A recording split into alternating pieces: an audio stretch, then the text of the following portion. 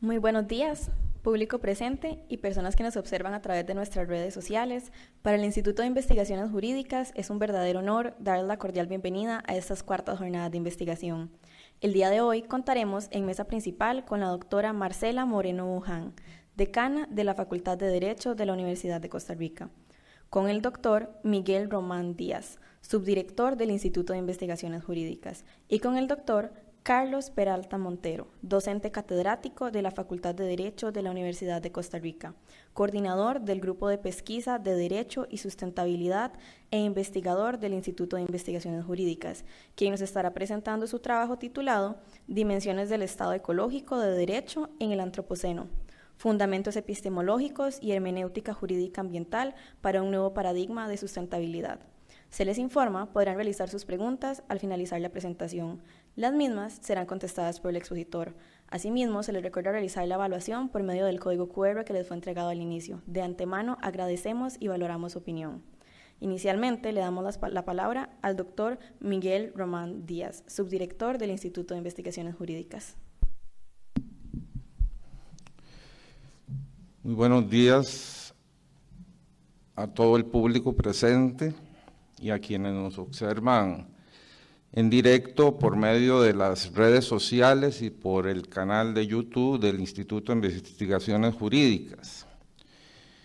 La dirección del instituto se ha propuesto divulgar de manera amplia las investigaciones que se realizan en el instituto, para que en lugar de, como ha acontecido durante mucho tiempo, que se queden, digamos, en los anaqueles esas investigaciones o en un estante de una biblioteca, puedan ser conocidas no solo por la comunidad universitaria, sino también por la sociedad costarricense en general, de alguna forma como un acto de transparencia y también de rendición de cuentas, ¿verdad?, a todos y todas los costarricenses.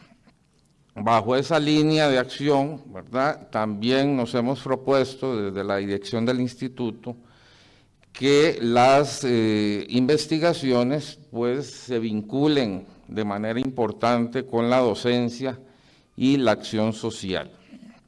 El día de hoy tenemos el placer de contar con el profesor Carlos Peralta, que va a disertar en relación con sus hallazgos de investigación en un tema que es muy actual y muy importante y que tiene que ver con el derecho, ¿verdad?, que tiene relación con el estado ecológico y con el antropoceno. Es un concepto importante en nuestra edad contemporánea, ¿verdad?, porque tiene que ver con el clima y la biodiversidad y cómo, por ejemplo, la acumulación de gases de efecto invernadero genera daños irreversibles, ¿verdad?, a nuestro contexto ambiental, y cómo el consumo excesivo de recursos naturales generan ese daño que perjudica a cada uno de nosotros.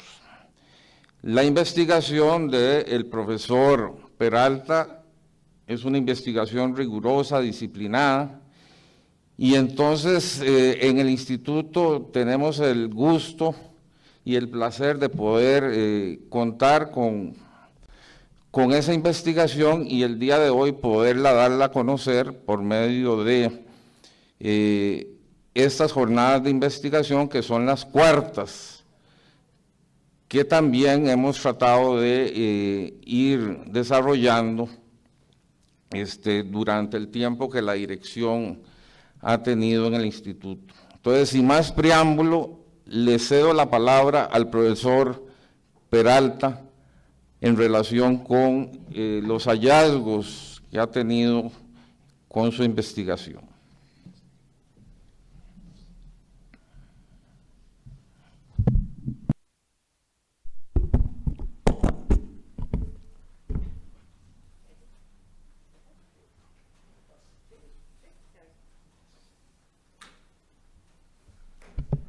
Muy buenos días a todos. ¿Me escuchan bien? Sí. En primer lugar, quería saludar a la mesa. Es un gran orgullo, un motivo de enorme satisfacción estar compartiendo una mesa con querido amigo y subdirector del Instituto de Investigaciones Jurídicas, el doctor Miguel Román.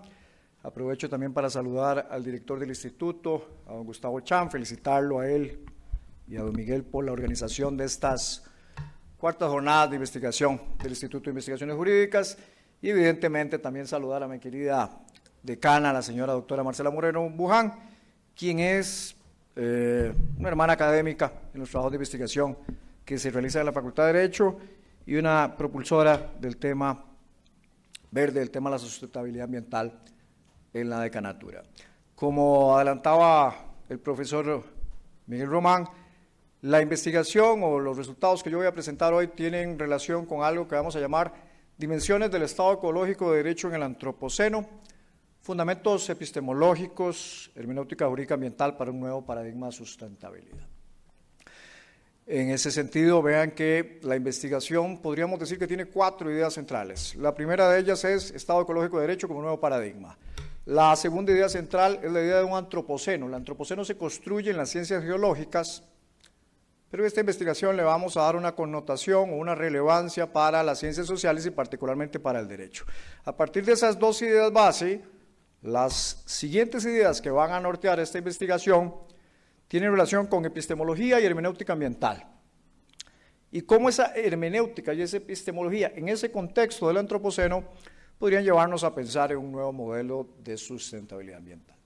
Dichas esas palabras, también quiero agradecerle la presencia de todas las personas que están en el auditorio y a aquellas personas que nos están viendo, que nos van a ver en los canales oficiales de las redes sociales del Instituto de Investigaciones Jurídicas. Saludar también a todos los colegas e investigadores del Instituto de Investigaciones Jurídicas. Es un gusto poder trabajar y poder colaborar con investigaciones en ese reconocido instituto. El percurso, ¿cómo vamos a desarrollar el tema? Este es un trabajo que en realidad comienza en agosto del 2020 y finaliza en agosto del 2023. Es decir, yo lo que voy a exponer son básicamente lo que se ha hecho a lo largo de 3 años, lo que se hará y lo que se hizo antes de esos 3 años. Entonces, tiene 3 premisas de las cuales vamos a partir. Esas 3 premisas fueron orientadas por una idea de complejidad. La complejidad tiene que ver con un trabajo intertransdisciplinario y sobre todo con una idea de investigación que debe ser realizado, que debe ser pautada por trabajo en equipo. Entonces, el primer punto de la investigación es el tema de cuál es el equipo que conforma la investigación. No es una investigación única y exclusivamente de Carlos Peralta, es una investigación que se hace ni siquiera en red, se hace en redes. El segundo punto es, toda investigación tiene un problema. ¿Cuál es el problema que pretende entender, que pretende analizar y que eventualmente la investigación pretende dar algunos caminos o algunos resultados para poder, ¿por qué no?, proponer otras investigaciones o para proponer soluciones concretas, sea a nivel de política pública, sea a nivel de academia? Y en el tercer punto sería donde queremos llegar, es el puerto seguro al que en algún momento queremos llegar, tal vez de aquí al 2030, 2050, que sería, ¿por qué no?, pensar en un nuevo modelo de Estado. Que no sería un Estado liberal, no es un Estado benefactor, es lo que llamaría el profesor Morato Leiche, que nos acompañó en agosto en esta Facultad de Derecho, junto con el profesor Pedro Curbelo, lo que llamaríamos Estado ecológico de derecho. ¿Qué es el Estado ecológico de derecho y cómo podemos pensar en un Estado ecológico de derecho? Entonces, vean, este es el equipo de trabajo. El equipo de trabajo, les decía yo, es un equipo de investigación que está conformado por varias pautas o varios actores, básicamente en una película. En una película no tenemos un actor principal, tenemos varios actores que nos permiten formar un elenco, que permiten desarrollar a lo largo de todo el tiempo el guión que vamos a diseñar. Entonces tenemos como parte de ese cuerpo, de ese organismo que es la investigación, tenemos al Grupo de Pesquisa de Derecho y Sustentabilidad, que viene a ser formado en la Facultad de Derecho de manera informal desde el 2016, de manera formal desde el 2019, y a lo largo de este circulito que ustedes pueden apreciar, donde hay un árbol en el centro, tenemos un conjunto de grupos de investigación internacionales y tenemos un conjunto de redes que nos permiten poder discutir, poder abordar, poder analizar, poder describir diversos aspectos relacionados con el proyecto de investigación.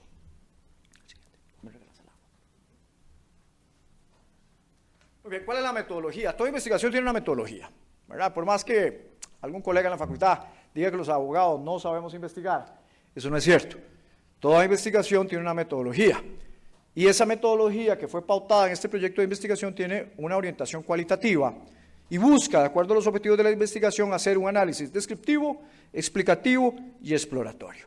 A partir de esas ideas de la metodología, podemos entrar a analizar lo que sería el problema. Y resulta que el problema, lo primero que tenemos que ver es por qué es importante hablar de antropoceno, por qué es importante hablar de sustentabilidad en la sociedad del siglo XXI. Como ustedes pudieron apreciar en las noticias, Naciones Unidas estaba reunida la semana pasada muy preocupada porque resulta que los ODS, al paso que van por el mismo camino que los objetivos del milenio. Es decir, tenemos plazo hasta el 2030. Naciones Unidas está preocupada porque vamos sumamente atrasados con el cumplimiento de esos 17 objetivos. En la siguiente imagen podemos ver cómo ese problema tiene una enorme relevancia en lo que podríamos llamar en derecho ambiental la contaminación de las libertades. Esta es una imagen del Foro Económico Mundial de 2023, donde la plenaria lo que muestra es el nivel de inhospitabilidad climática humana hasta 2070. Todos esos elementos que están en color rojo van a mostrar el grado de drama que tendremos los seres humanos de aquí al 2070, o probablemente nuestros hijos y nuestros nietos, y el grado que tendremos de probabilidad de ver menoscabados, de ver restringidos los derechos humanos a la libertad, a la vida, a la salud, etc. Entonces, ese problema que viene a ser abordado desde una perspectiva teórica, tiene una serie de bases epistemológicas que nos van a permitir en la investigación hacer una descripción de lo que sería el antropoceno y al mismo tiempo explicar en qué consiste el antropoceno. Una vez que logramos en la investigación delimitar el contexto del antropoceno, podemos entrar a hacer propuestas concretas sobre la forma en que tenemos para adaptarnos al antropoceno, mitigar al antropoceno y en la medida de lo posible tratar de revertir esa situación que vamos a ver. Es una situación que no solo compromete la propia resiliencia de la naturaleza, que no compromete únicamente el equilibrio ecosistémico, sino que también va a comprometer a futuro cualquier aspiración de desarrollo y de prosperidad de la sociedad. La sociedad no está dentro de una burbuja, ni la sociedad puede verse de manera abstracta. La sociedad necesariamente tiene que verse dentro de un entorno que la limita y al limitarla al mismo tiempo le permite su independencia. Entonces, Johan Ropström, entre los hallazgos de la investigación o entre los fundamentos de la investigación parte de la idea de entender el antropoceno a partir de un estudio inter y transdisciplinario que nos permita primero describir y explicar cuáles son las fronteras de riesgo planetario. ¿Por qué el planeta está en jaque? ¿Verdad?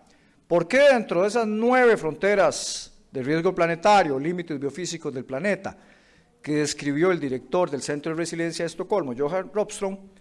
Porque ya prácticamente ultrapasamos 6 de las 9 fronteras planetarias. ¿Y qué significa eso para la prosperidad de los seres humanos? ¿Y qué significa eso para el derecho? Porque el derecho no puede estar ajeno a una realidad natural que exige que el orden imaginario, que es el derecho, reconfigure sus institutos, repiense su epistemología y permita entonces una nueva estructura de bienestar social. Y entonces, en ese sentido, cuando lidiamos con fronteras de riesgo planetario, surgen nuevos temas para el ordenamiento jurídico, surgen nuevos temas para la doctrina, surgen nuevos temas para la epistemología y la hermenéutica jurídica. Comenzamos a trabajar con la idea de riesgo y la gestión del riesgo, la idea de riesgos sinergéticos en el antropoceno. ¿Cómo afectar el derecho al clima supone necesariamente un menoscabo de todas esas situaciones o esos impactos que en el fondo comprometen seguridad alimentaria, comprometen derecho al agua y al saneamiento básico, comprometen lo que podríamos llamar los derechos de la biofilia, que están relacionados con el tema de la sustentabilidad de la biodiversidad de los bosques, etc. En el fondo, entonces, los derechos que han sido consagrados a lo largo del tiempo, a partir de una idea iluminista, y que nos permiten hablar de una primera y segunda generación de derechos fundamentales, y posterior a la Segunda Guerra Mundial, de una tercera dimensión de derechos fundamentales, podrían verse todos ellos sumamente restringidos y limitados por condiciones asociadas a riesgos ambientales, a riesgos climáticos. Una prueba de ello, y no me voy a detener mucho en ese tema, sacamos la profesora Marcela y yo varios libros relacionados con esta temática. Una prueba de esa situación y de lo dramático que es el problema ambiental, ¿verdad? Una consecuencia del antropoceno fue la crisis sanitaria provocada por el virus SARS-CoV-2, que colocó en jaque a la humanidad con la enfermedad del COVID-19 y que todavía nos tiene pensando en situaciones de cómo resolver ese problema de cara a nuevas mutaciones o nuevas pandemias. La pandemia no es algo aislado, la pandemia es una consecuencia de la crisis ambiental y la pandemia al mismo tiempo colocó en evidencia que esa crisis sanitaria está asociada en un engranaje de varias crisis que tiene que ver con crisis económicas, que tiene que ver con crisis políticas, con crisis éticas, etcétera, etcétera. Entonces, muy bien, teniendo claro que estamos ante un problema que es discutido en las ciencias naturales y que solo recientemente es incorporado a los debates jurídicos, ¿cuáles son las narrativas que necesitamos para comprender el papel planetario de los seres humanos como actores que afectan a todo el sistema de la Tierra? Y evidentemente eso nos lleva a cuáles son las narrativas que tiene que observar el derecho para poder hacer frente a esa idea de antropoceno, que no es una idea abstracta, es una idea palpable, es una idea en hechos, es una idea fundamentada en pruebas. De manera que esto nos va a llevar a una primera premisa: el derecho tiene que reconfigurarse. Y esa reconfiguración, vamos a ver en las conclusiones, exige la forma en que tengo que pensar el derecho. Exige ir más allá del positivismo jurídico para tratar de entender que la complejidad tiene que abrazar el ordenamiento jurídico. Y vamos a ver que eso no solo tiene reflejos en el derecho ambiental, sino que incluso tiene reflejos en la forma en que se enseña el derecho y en la forma en que se investiga el derecho. Entonces, esas narrativas que exige el antropoceno me llevan a un autor que recientemente murió, recientemente falleció, filósofo francés, Bruno Latour, que dice lo siguiente, lo cito textual: lo que hace el antropoceno un excelente punto de referencia, un clave de oro, detectable más allá de la frontera de la estratigrafía, es que el nombre de ese periodo geohistórico puede tornarse el más relevante concepto filosófico, religioso, antropológico y, como veremos en breve, político, para comenzar a alejarnos de las nociones de modernidad y de moderno. A esto le agrego yo algo: puede ser también el concepto más relevante en pocos años para reconfigurar toda la idea y toda la perspectiva que tenemos del derecho. El derecho tiene que verse de manera sistémica y no en cajitas aisladas, donde lo que se discute es la autonomía del derecho público versus la autonomía del derecho privado. El derecho tiene que verse de manera integral. Y en cuestiones ambientales, la cuestión ambiental es totalmente transversal a todo el derecho. Yo no puedo ver derechos humanos sin tocar aspectos relativos a ODS y ambiente. Entonces, bien, el antropoceno se convierte en herramienta episistémica para comprender fenómenos naturales y al mismo tiempo ahora sociales, exigiendo dejar de estudiar estos últimos de forma separada. El antropoceno nos recuerda entonces que naturaleza y sociedad están profundamente ligados, a pesar de que desde la revolución industrial, la historia de la naturaleza, la historia de la biosfera y la historia de la sociedad industrial fueron vistas de forma separada.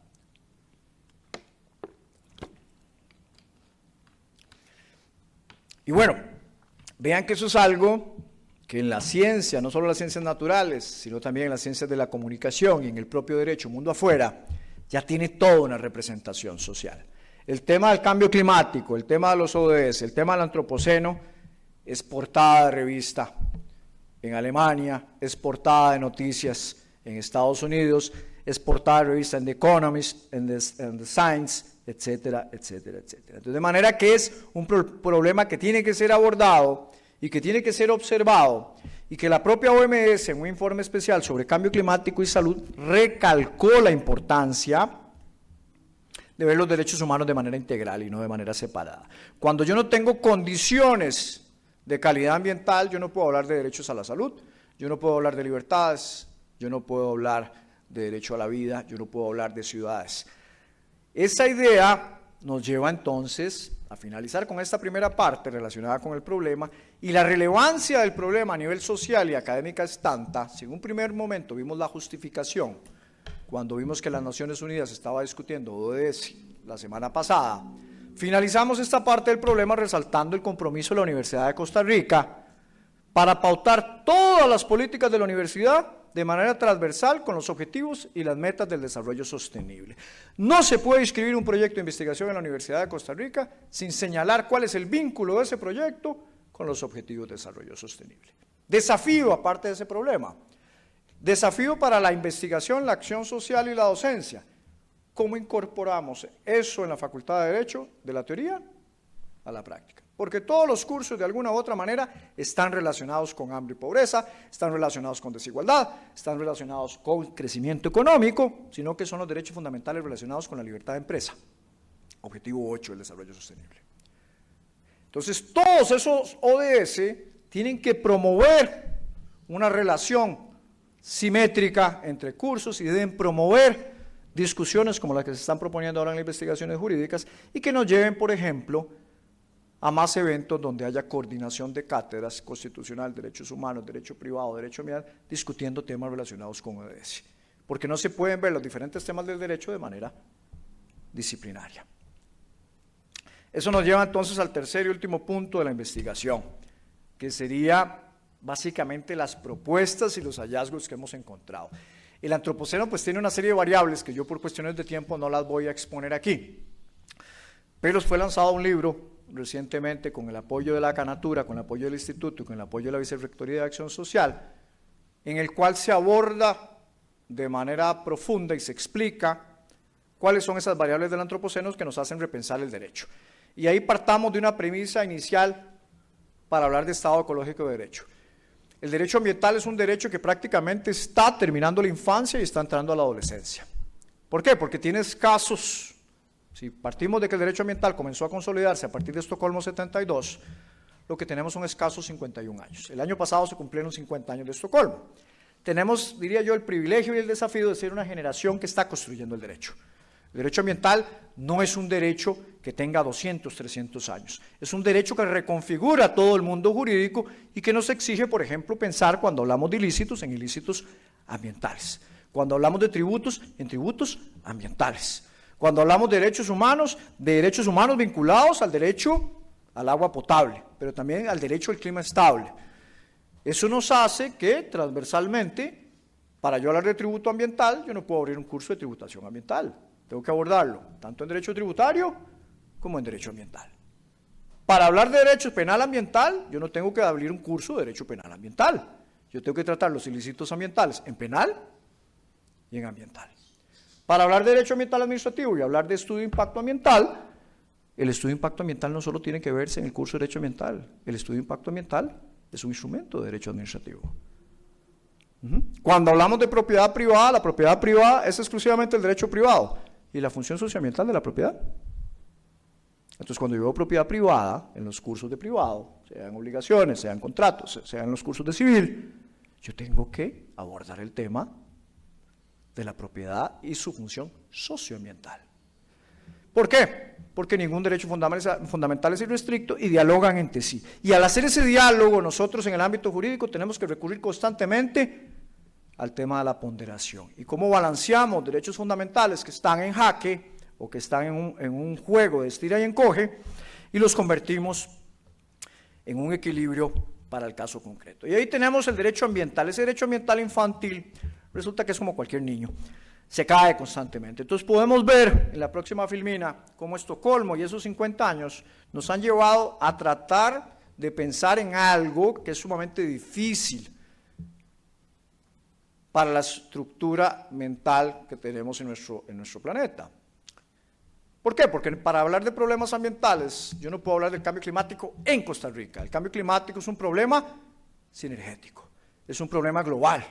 Entonces, en Costa Rica puede existir la mejor legislación sobre biodiversidad del planeta, que no obstante, si nuestros vecinos o incluso en Europa o en África no tenemos normativa,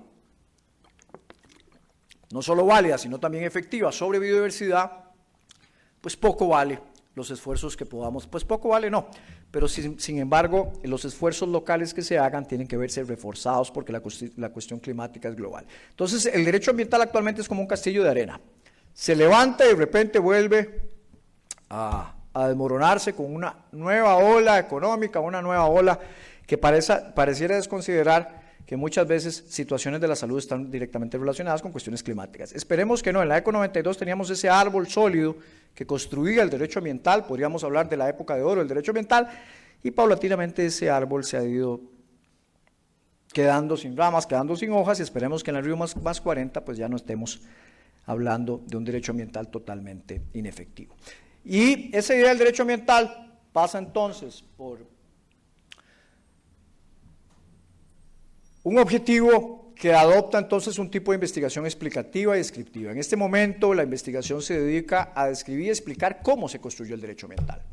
Cómo se comenzó a construir a partir de Estocolmo la necesidad de incorporar discusiones ambientales. Y vean que el ambiente no es solo natural, el ambiente también es un aspecto que envuelve las ideas de ambiente cultural, ambiente de trabajo, ambiente artificial y ambiente natural. Entonces, esa construcción nos llevó a pasar por la idea de desarrollo sostenible, nos llevó a los instrumentos internacionales sobre cambio climático y CDB. Incluso recientemente, en horas de la mañana, estábamos conversando sobre esos importantes instrumentos en una conferencia organizada por el GPDS con la embajadora de Costa Rica en Nairobi, y estábamos hablando sobre la importancia de esos instrumentos internacionales en esa conferencia. Ella nos dio un panorama sobre el papel que ha jugado Costa Rica en la construcción de esos instrumentos internacionales. Y resulta que esa idea de desarrollo sostenible, esa idea de cambio climático, de biodiversidad, nos llevó en determinado momento a Kioto, nos lleva más recientemente al Acuerdo de París, nos lleva también recientemente a instrumentos internacionales para protección del derecho del mar, pero sobre todo nos lleva a cuestionarnos o a formular la siguiente pregunta: algo está pasando que ni a nivel político, ni económico, ni jurídico estamos logrando revertir ese problema que mencionamos al inicio.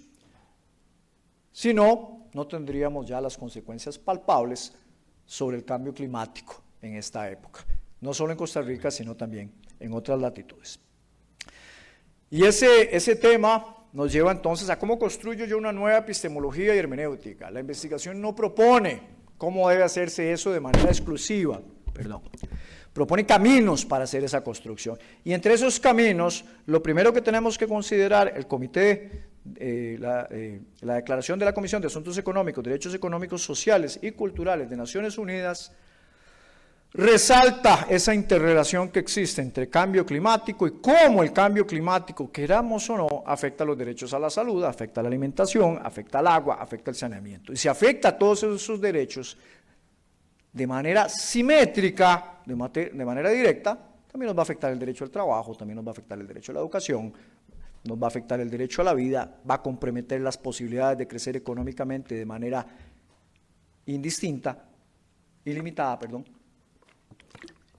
De manera que el cambio climático exige del derecho una respuesta concreta. ¿Cuáles serían esas posibilidades de respuesta? La primera es, como ustedes pueden ver en esa figura, tratar de integrar la idea de sociedad dentro de los sistemas ecológicos, tratar de incorporar por parte del derecho el concepto de salud desde una perspectiva sistémica, de pensamiento complejo, desde una perspectiva integral. Yo no tengo salud humana si no existe salud ecosistémica y si no existe salud ambiental.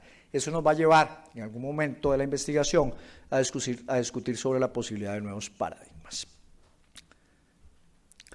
¿Qué sería la sustentabilidad ecológica dentro de esa nueva epistemología y hermenéutica? Podríamos decir que es un principio orientador. ¿Y qué es lo que viene a orientar ese principio?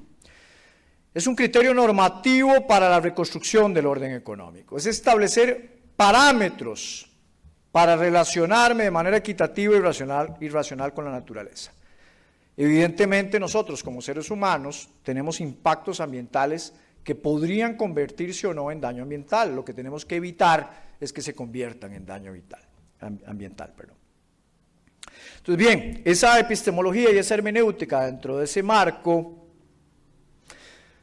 toma como base la declaración de la UICN de 2016, toma como base o tiene como antecedente también una participación que tuve junto con el grupo de investigación Derecho Ambiental en la Sociedad de Riesgo de la Universidad Federal de Santa Catarina, en la cual en el Río +20 discutimos una serie de temáticas sobre cómo podría reconfigurarse la hermenéutica jurídica ambiental. Y la declaración de la UICN del 2016 nos resalta, entre otros principios, la posibilidad, o más bien la necesidad de no regresión o progresividad ambiental constante. Resalta la importancia de que el derecho tenga una perspectiva multicultural que permita observar, reconocer los derechos de las poblaciones tradicionales, de las poblaciones indígenas, promover la igualdad de género. Entonces, como ustedes pueden apreciar, toda esta hermenéutica, claro que tiene un contenido ambiental, pero tiene un alto contenido de derechos humanos, de derecho constitucional, tiene un alto contenido, ahora que veo al profesor Guevara también por aquí, tiene un alto contenido de filosofía, ¿verdad? Yo no puedo pensar en una nueva epistemología y en una nueva hermenéutica si yo no veo una nueva perspectiva filosófica para el mundo moderno.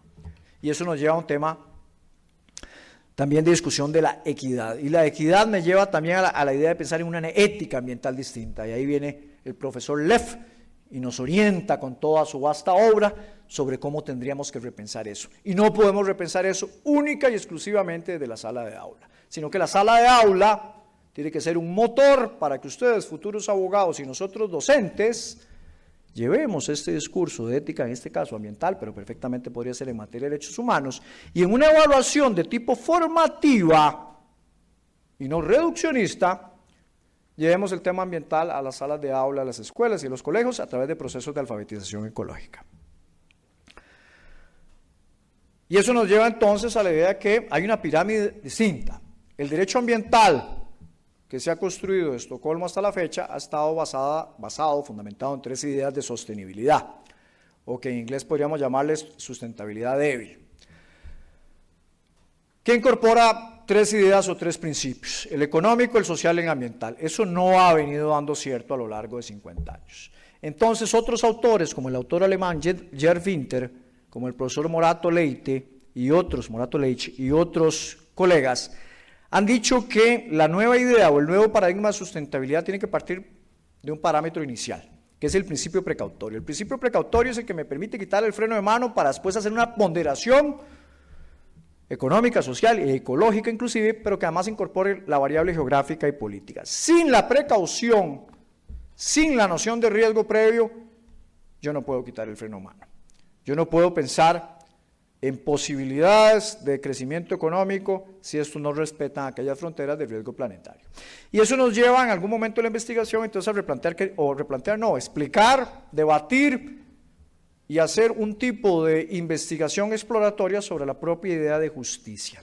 La idea de justicia no la podemos definir, ¿verdad? Todos cuando entramos a la facultad, los primeros años de carrera, cuando uno hace la pregunta, la mayoría de los estudiantes les responden que el derecho tiene una relación directa con la justicia, pero la justicia tiene muchos ámbitos, y dentro de esos ámbitos, como idea abstracta, con su componente axiológico, con su relación con los derechos humanos, en materia socioambiental tiene que ver con externalidades ambientales negativas, con distribución de costos, de riquezas de manera desigual, y eso nos viene a ser un desafío para la investigación jurídica, porque cuando yo hablo de justicia ambiental y la trato o la trabajo desde el punto de vista jurídico, tenemos que abrirnos entonces para una investigación que también se aproxime de la economía ecológica.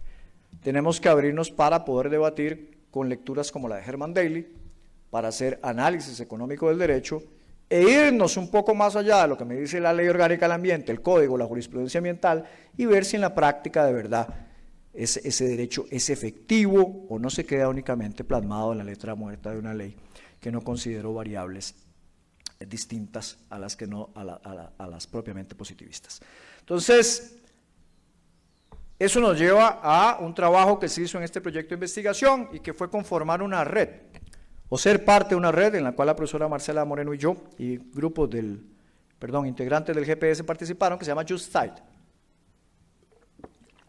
Y para trabajar esa idea de justicia, la Just Side viene y a partir de una idea de complejidad me dice: el derecho no puede nacer de árboles, el derecho tiene que dialogar con la geografía, tiene que dialogar con la informática y a partir de ahí hablar de una nueva idea de justicia.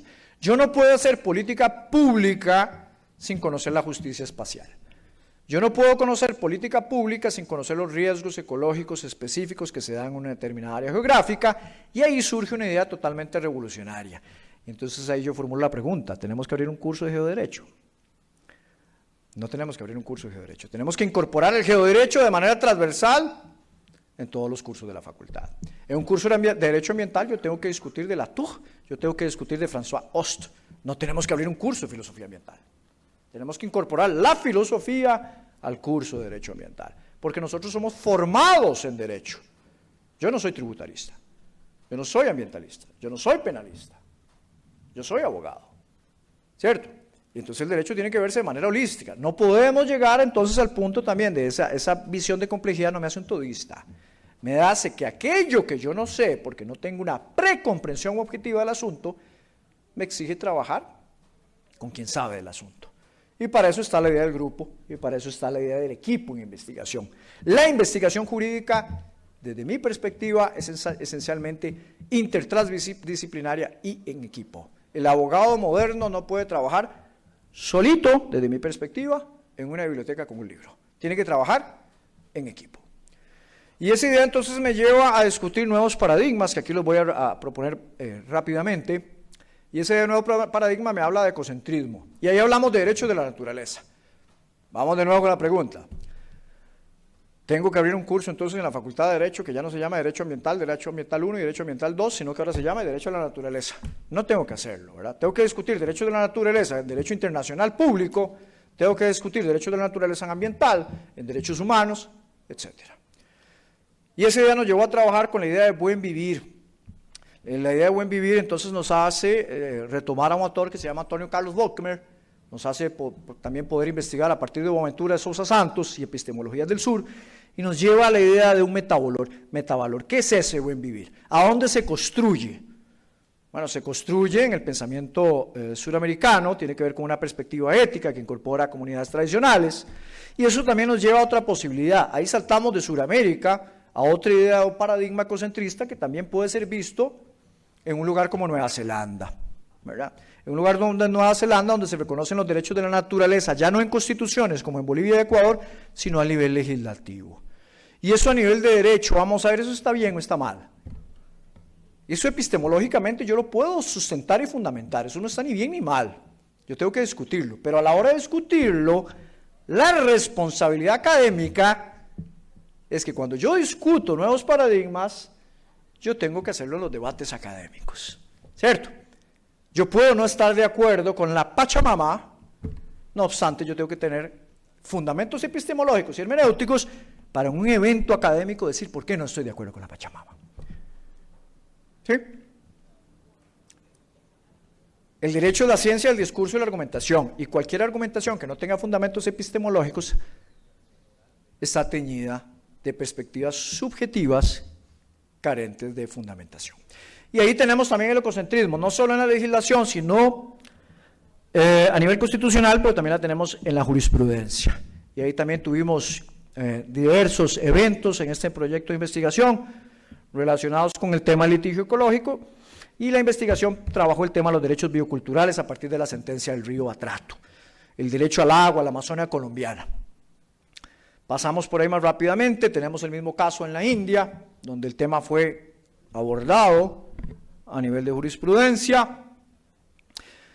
Importante resaltar que cortes interamericanas también, en la Corte Interamericana, concretamente la opinión consultiva, incorpora, vean que Estocolmo fue en el 72, hasta el 2017, incorporo ya en un documento específico cómo los derechos ambientales también forman parte de los DESC, que ahora se convierten en DESCA.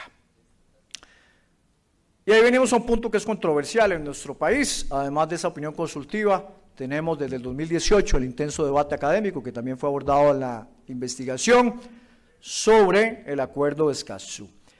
El Acuerdo de Escazú, que lleva el nombre de un municipio costarricense, que no obstante Costa Rica se niega a ratificar por cuestiones de índole político, no necesariamente epistemológicas, y que, como veremos, dentro de los problemas que tenemos, o de los desafíos que tenemos, inclusive en un voto de sala constitucional, al desconocer esa epistemología y esa hermenéutica ambiental que estamos hablando desde el inicio, pues una magistrada aplicó el principio precautorio como si fuera materia penal. Por eso repito, no podemos conocer el derecho de materia penal o de materia ambiental, ¿verdad? Tenemos que saber que el principio precautorio es uno en penal y es otro en ambiental, ¿sí? Pero tenemos que conocer de los dos.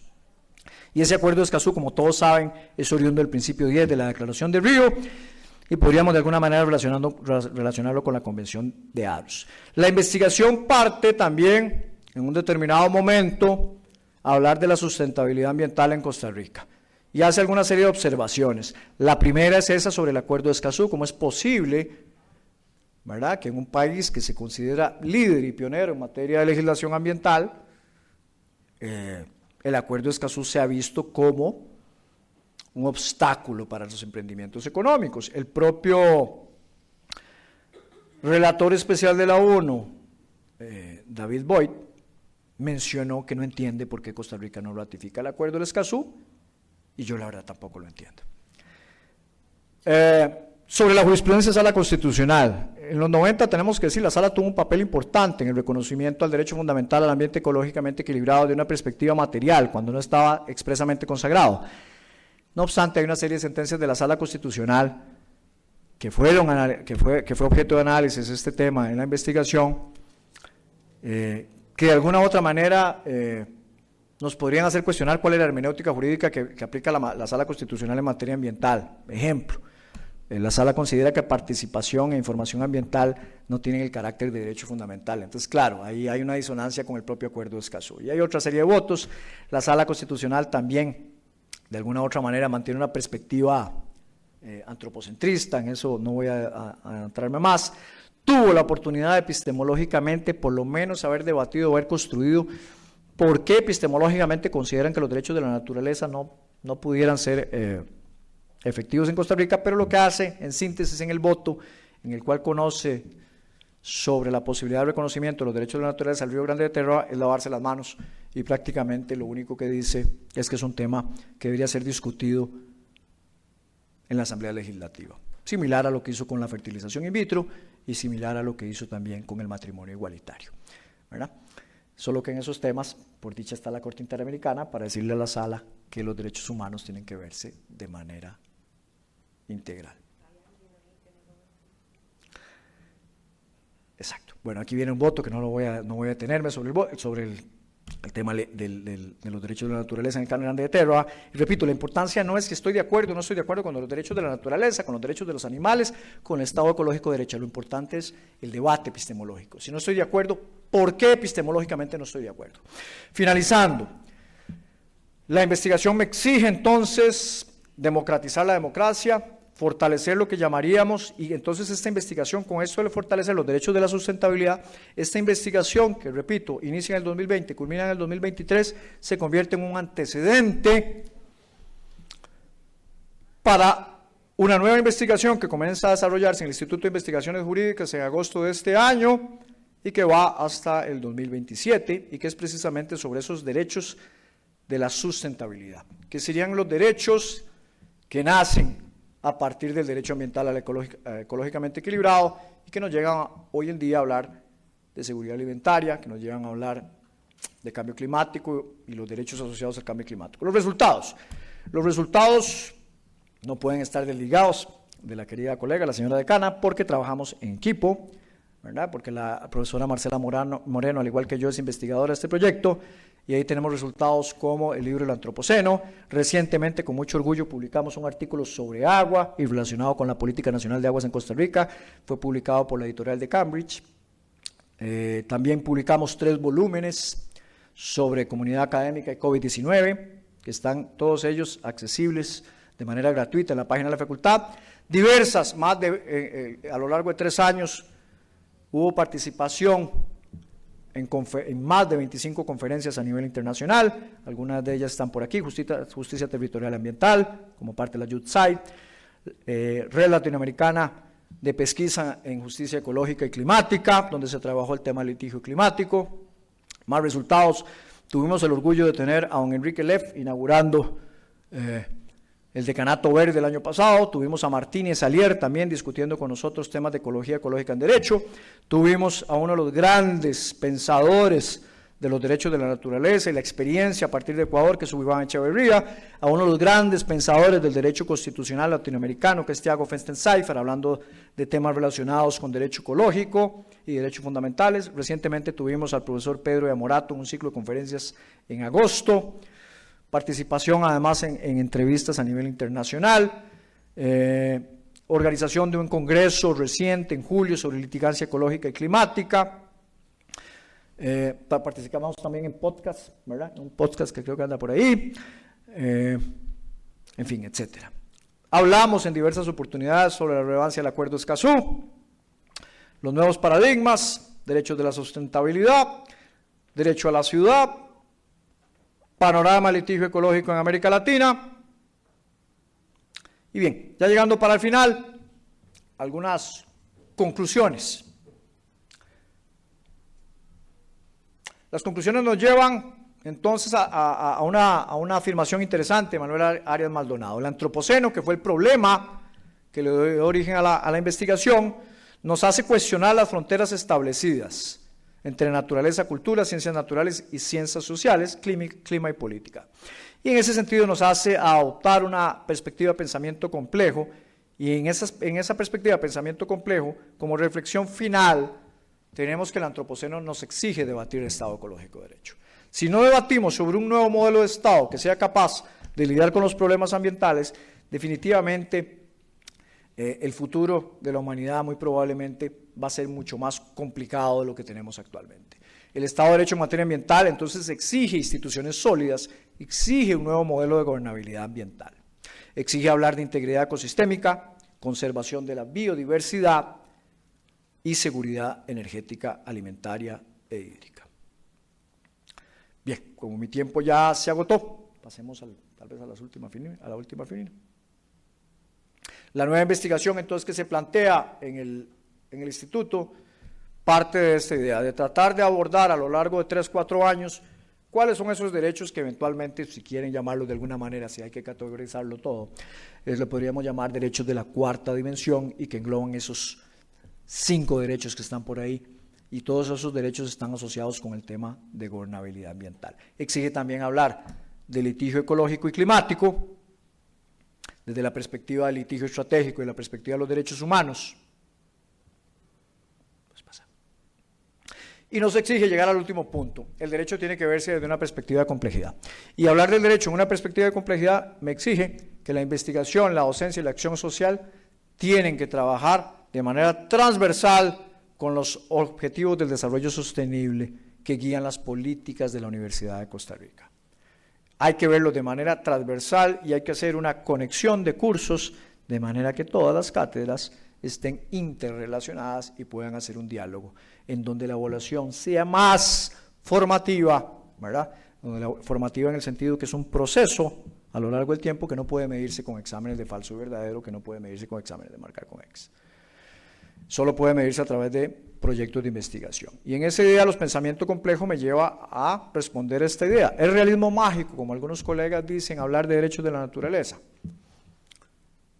Si se parte de esa perspectiva sin ningún fundamento epistemológico, hubiéramos caído en el peligro también de creer que era realismo mágico no abolir la esclavitud. ¿Verdad?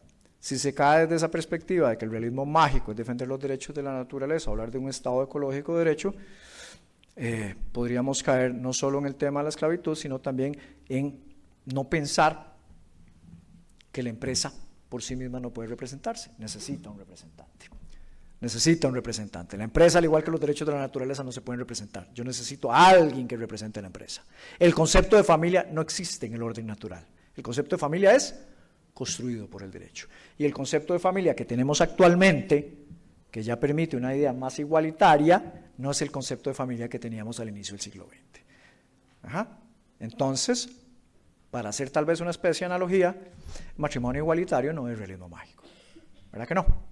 Simplemente el derecho adoptó una nueva visión de acuerdo a la realidad, a los hechos objetivos que tiene y le da contenido.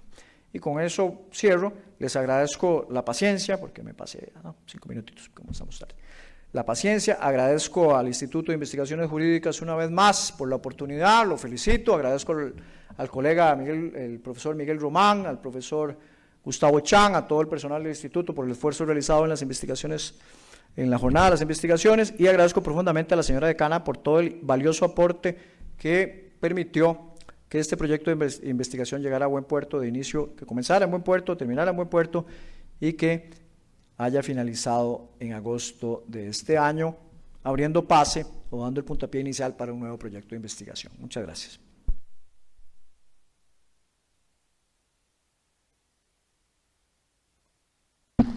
Muchas gracias al profesor Carlos Peralta por exponernos de manera amplia los hallazgos y las diferentes perspectivas que abre la investigación que él, como investigador principal, y la profesora Moreno, en su condición de investigadora asociada, han ido desarrollando en este proyecto que plantea retos muy importantes y que nos plantea a la comunidad académica también una serie de aristas en que la investigación, la acción social y la docencia tienen que vincularse, ya que está claro que el fenómeno del cambio climático, el fenómeno de los atentados que se dan con la biodiversidad es una realidad y no como muchos políticos dicen, ¿verdad?, que es una ficción. Al contrario, ¿verdad?, el profesor Carlos Peralta nos ha mostrado no solo la actualidad del problema, sino la necesidad que tiene el derecho para acometer ese problema.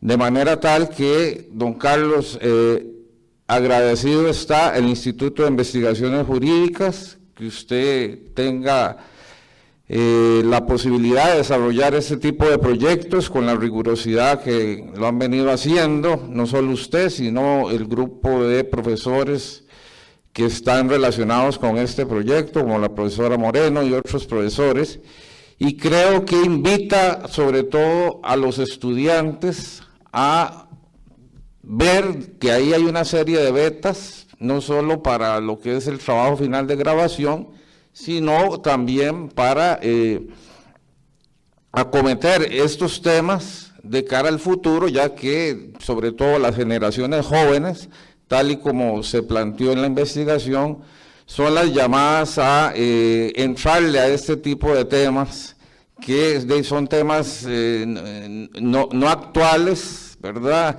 sino no solo de futuro, sino que adicionalmente, tal y como lo plantearon tanto la profesora Moreno como el profesor Peralta en sus escritos, pues es una temática que el derecho va a tener que acometer sí o sí, ¿verdad? Y tiene que acometerlo desde la complejidad, como lo han indicado insistentemente. Así que muchas gracias, ¿verdad?, al profesor Peralta como investigador principal y a la profesora Moreno por el desarrollo de este proyecto de investigación en el marco del Instituto de Investigaciones Jurídicas. De parte del Instituto de Investigaciones Jurídicas, reiteramos el agradecimiento al doctor Carlos Peralta por habernos honrado con su participación y por compartir sus conocimientos. Asimismo, agradecemos a todas las personas que asistieron y a quienes nos vieron desde redes sociales. A continuación tendremos un breve receso de 5 minutos y luego tendremos la conferencia de la doctora Marcela Moreno Buján, titulada Plan de creación de un Centro Nacional de Resolución Alternativa de Conflictos y Cultura de Paz por el Derecho a la Ciudad. Nos vemos.